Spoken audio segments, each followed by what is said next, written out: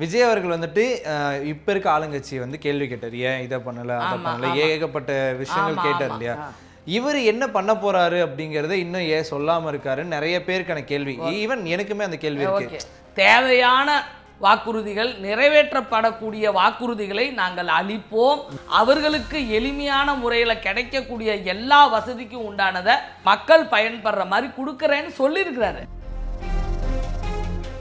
வெறும் ஃபேன்ஸ் தான் இப்போ வரைக்கும் வந்து இந்த கூட்டத்தெல்லாம் சேர்த்துட்டு இருக்காங்க. சரி, ஸோ ஃபேன்ஸை தாண்டி அரசியல் களத்துக்கு வரும்போது விஜயால் தாக்கு பிடிக்க முடியாதுன்னு ஒரு சிலர் சொல்கிறாங்களா, அவங்களுக்கு உங்களோட பதில் என்னவா இருக்கும்? விஜய் நான் சொல்லுவார், புழுக்கம் ஏற்பட்டால் மழை பெய்யும் இல்லையா, அந்த மலையில் ஒருத்தன் வெந்து நூலாகி நொந்து நூடுல்ஸ் ஆகி ஒருத்தன் அங்கே வந்து ஒருத்தன் நிற்பாம்பாரு, அவனுக்குள்ள ஒரு தலைவன் இறங்குவாம்பாரு, சர்க்கார். இப்போ அடுத்து வந்து திருப்பத்தூருக்கு ரெடி ஆகிக்கிட்டு இருக்காங்க. ஓகேவா, அதுக்குள்ளேயுமே நீங்கள் வந்து மைக்கு ரெடி இல்லை, கரண்ட்டை கட் பண்ணுறீங்க. அதுக்கப்புறம் வந்து இவ்வளோ பிரச்சனைகள் மத்தியில் ஒரு மனுஷன் எங்கே பார்த்தாலும் அடித்தா என்னடா பண்ணுவான்? கேப்டனுக்கும் இதே தடுப்பு முறை, இடுப்பு முறை எல்லாத்தையும் சந்திச்சு தான் அவரு வந்திருக்கிறாரு. ஓகேவா, நீங்கள் தடுத்து பாருங்க, நாங்கள் கொடுத்து பார்க்குறோன்னு எங்கள் மக்கள் முடிவு பண்ணிட்டாங்க. கண்ணீர் விட்டுட்டாரு. இந்த அன்புக்கும் பாசத்துக்கும் முன்னாடி எனக்கு எதுவுமே வேணான்னு இருப்பாரு. அங்க ஆல் அவுட்டுடா. இமயமலையில் எங்கள் கொடி பறக்கத்தான் போகிறது, நீங்கள் பார்க்கத்தான் போகிறீர்கள்.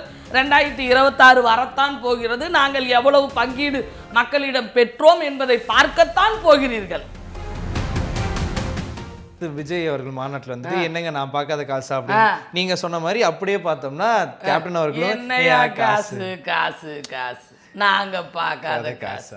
சோ இப்போ இது ரெண்டையும் பார்க்கும்போது அண்ணன் வழியில தான் தம்பி நடந்துட்டு இருக்காருன்னு ஒரு அதுல ஒன்றும் தப்பே இல்லை.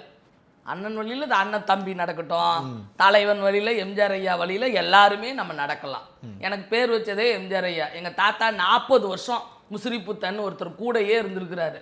ஓகேவா, எங்களுக்கெல்லாம் எங்கள் பிளட்டு, நான் எப்படி எம்ஜிஆர் ரசிக்கிறோம் அதே மாதிரி தான் எங்கள் கேப்டனும் எம்ஜிஆர் ரசிகர். நான் ஒரு படம் இப்போ கூட நேற்று அரசக்கட்டையில் போட்டிருந்தான், 1000 கைகள் மறைத்து நின்றாலும் ஆதவன் மறைவதில்லை, ஆணைகளிட்டே யார் தடுத்தாலும் அலைகடல் ஓய்வதில்லை அப்படின்னு சொன்ன மாதிரி எங்கள் அண்ணன் வந்தா இருப்பார் தளபதி. ஜகா ஜகா ஜகா ஜகா ஜகா ஜகான்னு இன்ச்சு இன்ச்சா காரு போக முடியலன்னா 3 காரு வெளியே இறங்கி நடந்து போனாங்க. முன்னாடி மக்கள் போகிறப்ப கார் எப்படி ஸ்பீடாக போக முடியும்?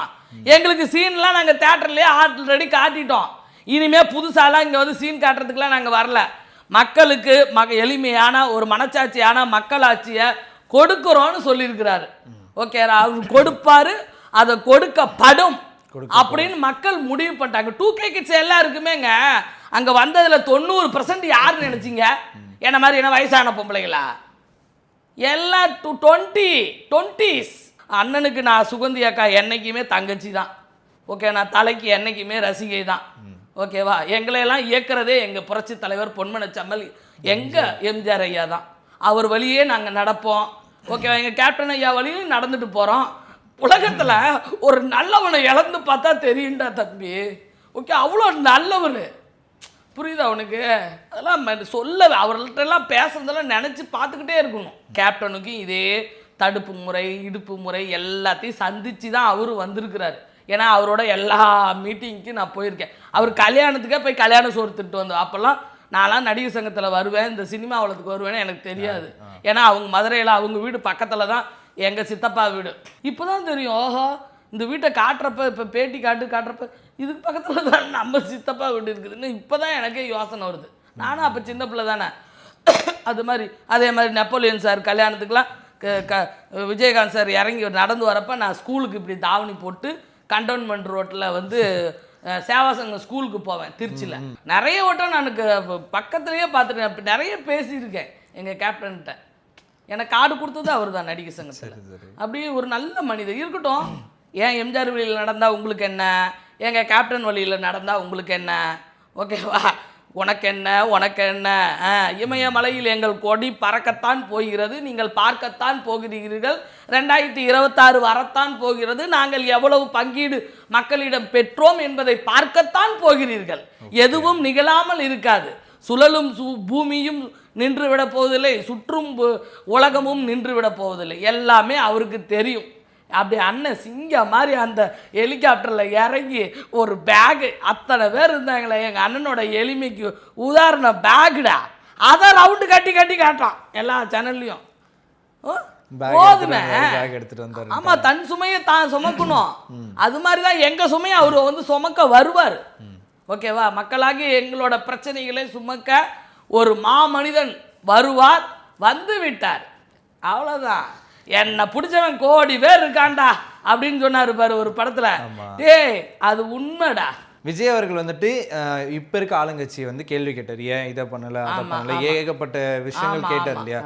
இவர் என்ன பண்ண போறாரு அப்படிங்கறத இன்னும் ஏன் சொல்லாம இருக்காருன்னு நிறைய பேருக்கான கேள்வி. ஈவன் எனக்குமே அந்த கேள்வி இருக்கு.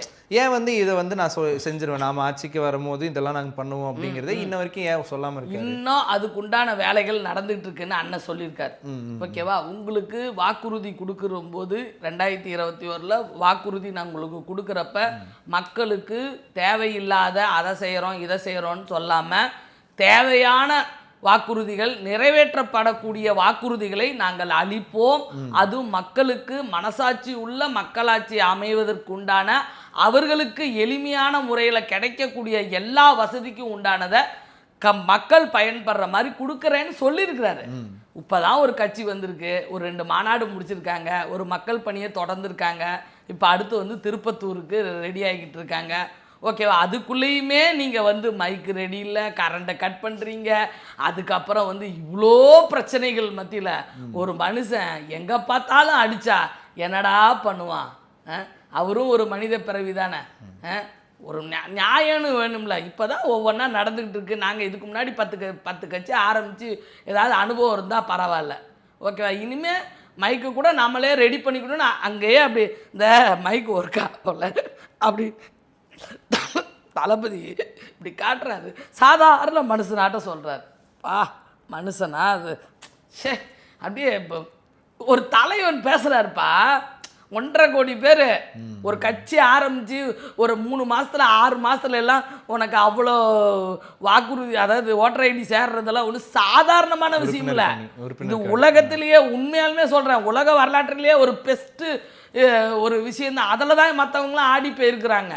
ஓகேவா? நாங்கள் யாரையுமே நாங்கள் யாரையுமே போட்டியாகவே நினைக்கல, இதை செய்யலேன்னு இருக்கோம். யாராக இருந்தாலும் ஒரு கட்சின்னு ஆரம்பித்தா நடைமுறையில் இருக்கிறவங்கள தான் பேசுவாங்க, நடைமுறையில் இல்லாதவங்கள பேசுவாங்களா? அவ்வளோதான். அதுதான் சிம்பிள். ஓகேவா? நீங்கள் தடுத்து பாருங்கள், நாங்கள் கொடுத்து பார்க்குறோன்னு எங்கள் மக்கள் முடிவு பண்ணிட்டான். நான் இப்போ மட்டும் நான் யார்? நானும் மக்களோட ஒரு பிரஜை தான். ஓகேவா? அண்ணனோட விசுவாசி. என் பையன் அண்ணனுக்கு ஒரு ரசிகர். அவ்வளோதான். எனக்கு வேற என்ன இருக்குது? அவர் பட்ட கஷ்டத்தை என்னால் தாங்க முடியல. அப்படியே கதறிட்டேன் 9 மணிக்கு. பெரம்பலூர்லாம் மக்கள்லாம் கலையிலடா, அவன்லாம் போனாலும் போக மாட்டேங்கிறான். ஏன்னா இவங்க அந்த டைமுக்குள்ளே பேசக்கூடாதுன்ட்டாங்க. டைம் முடிஞ்சிருச்சு, என்ன பண்ணுவ நீ? உன்னோட அதாவது யாராக இருந்தாலும் நம்ம வந்து 407க்கு பயப்படணும் தானே. சொன்ன அந்த டைமை நம்ம மீறக்கூடாதுல்ல. ஏன்னா நாங்கள் சினிமாவில் ஒரு 1/2 மணி நேரம் எக்ஸ்ட்ரா போனாலே டைரக்டர் பார்த்துட்டு வேறு ஆளை போடு அப்படின்ட்டுருவார். ஓகே, அதெல்லாம் நான் பார்த்துருக்கேன், நானே அனுபவிச்சிருக்கிறேன். அதனால் நாங்கள் என்ன இப்போ உள்ள என்ன சட்டத்தின் தீர்ப்பு என்ன சொல்லுதோ அந்த டைமுக்கு நாங்கள் முடிச்சுட்டு வந்துட்டோம். அதுக்காக நாங்கள் டைமுக்கெலாம் நாங்கள் பயந்துக்கிட்டுலாம் நாங்கள் வரல. எங்களுக்கு கொடுத்த டைமை மீறி போயிடுச்சு, மிஸ் ஆகிடுச்சு அப்படின்ட்டு வந்துட்டார். அதனால ஆமாம், அடுத்த வரப்போ பார்த்துக்குவோம், அடுத்த நம்மளே மைக்கை பண்ணிக்குவோம், கரண்ட்டு நிப்பாட்டாமல் நம்ம வேனுக்குள்ளே என்ன வச்சுக்கலான்னு எல்லாத்தையும் இப்போ தீர்மானம் பண்ணியிருப்பாங்க. எப்பயுமே அடிபட்டு தான் வர முடியும். ஓகேவா? எடுத்தோடனே வந்து ஒரு குழந்தை வந்து பிரியாணி சோறு தின்றுமா, மொதல் அம்மா அப்பாக்கிட்ட பால் குடிக்கணும், அதுக்கப்புறம் பருப்பு சோறு திங்கணும், நடக்கணும், ஊறணும், விஷயம் இருக்குதுல்ல. ஒரு குழந்தை வளர்றதுலேயே எவ்வளோ விஷயம் இருக்குதுன்னா ஒரு கட்சி வளர்றதுல எவ்வளோ விஷயம் இருக்குது. வளர்ந்துட்டோம், அது வந்து ஆலமரம், இனிமேல் அசைக்க முடியாது. இருந்தாலும் அனுபவம்னு ஒன்று வேணும்ல. நேற்று மைக்கு ரிப்பேர் ஆச்சுல்ல, கரண்ட்டை கட் பண்ணோம்ல, இனிமேல் கரண்ட் கட் ஆச்சுன்னு நாங்கள் சொல்ல மாட்டோம்ல, அதுக்கு உண்டான தெளிவாயிடுவோம்ல. அதுக்கு சொல்றேன். இப்போ வந்துட்டு விஜய் அவர்களுக்கு அரசியல் வட்டாரங்களும் தாண்டி இப்போ வரைக்குமே அவருக்கு ஃபேன்ஸ் ஜாஸ்தி. ஆமா, நீங்க சொன்ன மாதிரி 2K கிட்ஸ்லாம் அதிகம். 2K கிட்ஸ் ஃபேன்ஸ் தான் அதிகம். இதுல வந்து பாதி பேர் ஒரு காவாசி பேருக்கு வந்துட்டு ஓட்டர் ஐடியே பல பேருக்கு இல்ல. வெறும் ஃபேன்ஸ் தான் இப்போ வரைக்கும் வந்து இந்த கூட்டத்தெல்லாம் சேர்த்துட்டு இருக்காங்க. சரி. ஸோ ஃபேன்ஸை தாண்டி அரசியல் களத்துக்கு வரும்போது விஜயால தாக்கு பிடிக்க முடியாதுன்னு ஒரு சிலர் சொல்றாங்களா, அவங்களுக்கு உங்களோட பதில் என்னவா இருக்கும்? 1.5 கோடி பேர் ஓட்டர் ஐடியில் வந்து ஓட்டர் ஐடி இல்லாதவங்க வந்து சேர்ந்துட்டாங்களா? இந்த நார்த் சைடில் வந்து 0 மொபைலில் அட்ரஸ் வச்சு ஓட்டு குத்தன மாதிரி ஏற்பாடு பண்ணாங்களே அந்த பிஜே, அதான் அங்கே அந்த பக்கம் உள்ள ஆட்சி சொன்னார்ல, அண்ணன் சொன்னாரல்ல, தெளிவாக சொன்னாரா? இப்போ நம்ம அதில் கை வைக்க வேணான்னு விட்டுட்டேன். ஓகேவா? நமக்கே இங்கே கிடைக்க வேண்டியது கிடைக்கல. ஒரு ஆட்டாக்காரன் அழுகுறான் நேற்று, ஏக்கா 10,000 ரூபா மானியம் அண்ணன் சொன்ன மாதிரி தரேன்னு சொன்னாங்கக்கா, இன்ன வரைக்கும் வாடகை ஆட்டா தாங்க ஓட்டுறேன் அப்படின்றேன். நமக்கு கண்டிப்பாக ஏழைக்கு முக்கியமானது வாடகை ஆட்டா இல்லையா? அவங்களுக்கு சொன்ன சாதாரண வாக்குறுதியே ரெடி பண்ணல. என்கிட்ட உட்காந்து என்கிட்ட சொல்லிட்டு போய், என்கிட்ட சொல்லிட்டு போகிறேன், நான் என்னடா பண்ணுவேன் அப்படி. நீ தானக்கா பேசுகிற விஜய் அண்ணாக்கா, அண்ணன் பேசுறது கரெக்டு தான், நீ இதை கேளு அப்படின்னுக்கிறான். இப்போ எனக்கு அண்ணன் சொல்லனா 505 வாக்குறுதியும் மைண்டில் வச்சுக்கிற மாதிரி நம்மனா அவ்வளவு அறிவாளியா நம்ம இல்லை. அவன் ஒரு தலைவன் ஆனதால தானே தலைவன் என்ன நடக்கலைன்னு தெளிவாக பார்க்குறாரு. தலைவனுக்கும் தொண்டனுக்கும் உள்ள வித்தியாசம் தெரியுதா? அப்போ தளபதி தலைவன் ஆகிட்டாங்க, அதை தடுத்து பார்க்கத்தான் செய்வாங்க. அதெல்லாம் தடுத்து பார்த்து அதுலேருந்து ஒரு தலைவன் உருவாகிறான் பாரு. அதான் விஜய் நான் சொல்லுவார், புழுக்கம் ஏற்பட்டால் மழை பெய்யும் இல்லையா? அந்த மலையில் ஒருத்தன் வெந்து நூலாகி நொந்து நூடுல்ஸ் ஆகி ஒருத்தன் அங்கே வந்து ஒருத்தன் நிற்பான் பாரு, அவனுக்குள்ள ஒரு தலைவன் இறங்குவான் பாரு, சர்க்கார். அதுதான் இப்போ நடந்துக்கிட்டு இருக்கு. சத்தியம். ஏன்னா சுகந்தி அக்கா, சிவன் என்கிட்ட எவனும் வர முடியாது. ஏன்னா நான் மனசாட்சிக்கு கட்டுப்பட்டவன். ஓகேவா? அவர் சொன்ன வார்த்தை தான் நடந்துக்கிட்டு இருக்குது. இப்பயும் நான் சொல்கிறேன், என்னைக்கு எம்ஜிஆர் ஐயா தான் நடித்த படங்களில் வாழ்ந்த மாதிரியே நடித்தாரோ, வாழ்ந்ததை வந்து தன்னோட வாழ்க்கையாக எடுத்துக்கிட்டாரோ, படத்தையும் அவர் வாழ்க்கையும் தனித்தனியாக பார்க்கல, ஒன்றாவே பார்த்தார். அது மாதிரி தான் இன்றைக்கி எங்கள் விஜய் அண்ணா வந்து இன்றைக்கி அவரோட, ஏன்னா எனக்கு அவரோட கேரக்டர் தெரியும். இப்போ லியோ படத்தில் வந்து எல்லாருக்கும் மோதிரம் போட்டு விட்டார். எல்லாருக்கும், அதாவது வேலை பார்த்த எல்லாருக்கும், டான்ஸர் கின்சர் எல்லாருக்கும் மோதிரம் போட்டார். நீ கேள்விப்பட்டிருக்கியா? பைரவா படத்துக்கு செயின் போட்டிருக்காரு. இன்னும் கூட ஒருத்தன் செயின் போட்டுக்கிட்டு அலைவான். நான் போய் செயின் அக்க போடாதே, தளபதி கொடுத்த செயின் தாடா குடுறா அப்படின்னு அப்படி கலாட்டா பண்ணிக்குவோம். அப்படி ஒவ்வொரு படம் முடிஞ்சால் கூட அவங்களுக்கு என்ன பண்ணணும், ஏது பண்ணணும், அவங்களுக்கு வாழ்வாதாரத்துக்கு அவங்க அம்மா அப்பா வாங்கி கொடுத்துருக்காங்க டப்பிங் கார்டு. அப்படி ஏதோ அவங்கள, அதாவது ஒரு சாதாரண மனுஷனாக இருக்கிறப்ப அவங்க செஞ்ச சேவைகள் தெரியாது. என்னை பொறுத்த வரைக்கும் விஜய் நான் நிறைய பண்ணியிருக்கான்னா அவர் சொல்ல மாட்டார். ஓகே, அவர் வந்து ஒரு சிவாஜி ஐயா மாதிரி. சிவாஜி ஐயா வந்து 330 கோடி மக்களுக்கு செஞ்சுருக்கிறாராம். ஏன்னா நான் அதை என் சேனலில் போட்டிருந்தேன், அதான் ஸ்ட்ரைக் பண்ணி தூக்கிட்டானுங்களே. பட் அது மாதிரி எதையுமே தெரியாமல் கொடுத்ததே நிறைய பண்ணியிருக்கிறார். ஓகேவா? இப்போ தெரிஞ்சிருச்சுல்ல. 2010 இயக்கத்தில் வந்து இப்போ இன்றைக்கி எவ்வளோ கவுன்சிலர்கள் இருக்காங்க தெரியுமா? அப்போயே 200 கவுன்சிலர், இப்போ 2000 கவுன்சிலர் இருப்பாங்க. புரியுதா? கட்சி ஆரம்பிக்கிறதுக்கு முன்னாடி கவுன்சிலர் வந்துட்டாங்கடா. அதே மாதிரி தான் நம்ம கேப்டன் ஐயாவுக்கும். அப்படி நாங்கள் வந்து எம்ஜிஆர் வழி நடப்போம், பெரியர் அண்ணா வழி நடப்போம். அண்ணா ஐயாவுக்கு வந்து அவரும் யார், ஓரிரவு படம் வந்த பிறகு தான் அவர் அறிஞர் அண்ணானே மக்களுக்கு தெரிஞ்சிச்சு. அப்படி ஒவ்வொருக்குமே ஒரு மலைக்கல்லன் வந்த பிறகு தான் எங்கள் எம்ஜிஆர் ஐயாவுக்கு அடையாளம் தெரிஞ்சிச்சு. அது மாதிரி ஒவ்வொரு அண்ணன் வந்து அதே மாதிரி தான் நாளைய தீர்ப்பு, அதான் இன்னைக்கு நாளைய தீர்ப்பு தான் அண்ணன் இன்னைக்கு பண்ணிக்கிட்டு இருக்கிறாரு. ஒரு நாட்டில் ஒரு நல்ல விஷயம் நடக்குதுன்னா இன்றைய செய்தி நாளைய வரலாறு. வரும் காலம் உனது பெயரை பதிக்குமே, வரலாற்றில் உன் புகழை பதிக்குமே, தொட்டால் வெற்றி ஆகும் உன் வீரம் வீழாதடி. அப்படி மாதிரி எங்கள் அண்ணன் சிங்கிளா போனாலும் சிங்கம் மாதிரி மக்கள் அப்படியே கண்ணீர் விட்டுட்டாரு. இந்த அன்புக்கும் பாசத்துக்கும் முன்னாடி எனக்கு எதுவுமே வேணான்னா இருப்பாரு. அங்கே ஆல் அவுட்டுடா, ஆல் சோல்ட் அவுட்டு மாதிரி, சினிமாவில் வர சோல்ட் அவுட்டு மாதிரி அவ்வளோ பேர் கண்ணில் தண்ணீர் வந்துருச்சு. இப்போ இவங்க வழியில் வந்த விஜய் அவர்களோட அவருக்கு கீழே அமைய போகிற அந்த அரசியல், அந்த சர்க்கார், அந்த ஜனநாயகம் எப்படி இருக்க போகுது 2026? கண்டிப்பாப்பா அந்த சர்க்கார் வந்து மிக பிரம்மாண்டமாக இருக்கும். அண்ணன் நான் சொன்ன பிரியாணிலே உனக்கு ஒரு சின்ன ட்விஸ்ட் வச்சேன். கண்டிப்பாக அந்த 234 தொகுதியிலையும் ஒருத்தர் நிற்கிறான்னா அதுக்கு மேலே ஏழைங்களோட வலியையும் அந்த ஏழ்மையோட புகலிடத்தையும் கண்டிப்பாக புரிஞ்சவங்களையாத்தான் நிப்பாட்ட வைப்பார். ஓகேவா? இப்போ நம்ம எப்படி சர்க்காரில் சொன்னோமோ அந்த ஏரியாவில் யார் இந்த மக்கள் இயக்கத்திலேருந்தே நம்ம சொல்லுவோம். ஏன்னா விஜய் மக்கள் இயக்கம்னு ஆரம்பித்து என் குழந்தைங்களாம் 2010 வந்து கஷ்டப்பட்டுருக்குதுங்க. ஓகேவா? அதனால் அதுலேருந்து ஃபில்டர் பண்ணி என்னோட ஐடியாவை சொன்னேன். எங்கள் அண்ணன் ஐடியாவும் அதைத்தான் இருக்கும். தங்கச்சி என்ன முடிவு எடுக்கிறோன்னா எங்கள் அண்ணன் தான் சொல்லிட்டாரு, நீங்கள் தான் எனக்கு தலைவர்கள் அப்படின்னு சொன்னாரா இல்லையா? நான் என்னைக்குமே உங்களுக்கு தளபதி தான், மக்களாகிய நீங்கள் தான் மன்னர்கள். அது மாதிரி அப்படி தான் எடுப்பார். தகுதியானவங்க தான் நிற்பாங்க. நீங்கள் பார்த்துக்கங்க, வெயிட்டிங். ஓகேங்களா? கண்டிப்பாக 26ல் இந்த தமிழகமே சிறக்கிற வரையில் எங்கள் அண்ணன் வந்து சிஎம் ஆகுவார்.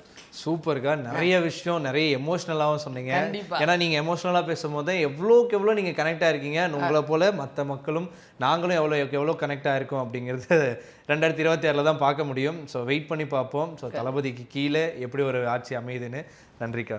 கண்டிப்பாக தட்டி கேட்க ஒரு தலைவன் இருந்தால் இந்த தமிழகமே சிறப்படையும் அப்படின்றதான் என்னோட வேத மந்திரமாக நான் சொல்கிறேன். கண்டிப்பாக இந்த பணநாயகம் ஒளிஞ்சு ஜனநாயகம் வந்து இந்த ஜனநாயகனும் ஜனவரியில் 1 ரிலீஸ் ஆகி எங்கள் தலைவர் வந்து 26ல் என் 2K கிட்ஸ் விரும்புகிற அவங்க கையிலே நான் ஒப்படைச்சிட்றேன். இந்த தமிழகம் சிறக்கும். கண்டிப்பாக எங்கள் அண்ணன் 26ல் சிஎம் தான். கன்ஃபார்ம். வெற்றி நிச்சயம்.